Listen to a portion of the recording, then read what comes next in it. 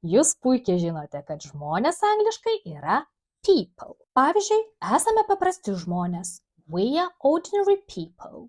Šį neutralų žodį galima vartoti ir kalbant apie žmonės bendrai, ir išskiriant mažesnę asmenų grupę, kurią vienyje bendra kilmė arba bruožas. Pavyzdžiui, prancūzai French people, kaimo gyventojai country people, jaunimas young people. Šnekamojo kalboje šią reikšmę taip pat dažnai perteikia sinonimas folk, žmonės liaudis.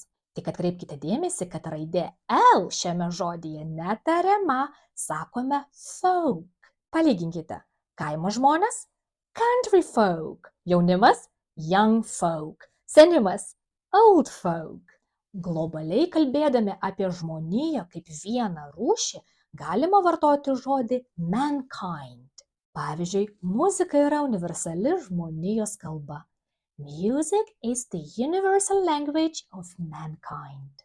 Ta pačia reikšmė turi ir žodis humankind. Pavyzdžiui, žmonija sunaikins pasaulį. Humankind will destroy the world.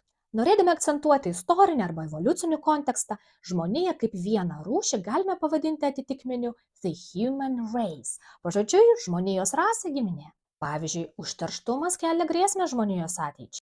Pollution threatens the future of the human race. Na, o jeigu mes kalbame ne tik apie žmoniją, bet apie žmoniškumą kaip vertybę, filosofinėme arba moralinėme kontekste, vartokime žodį humanity.